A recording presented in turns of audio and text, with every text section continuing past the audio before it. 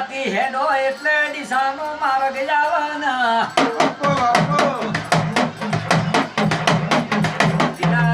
Dana પેલા દિશામાં જલારો મંદિર આવે એટલે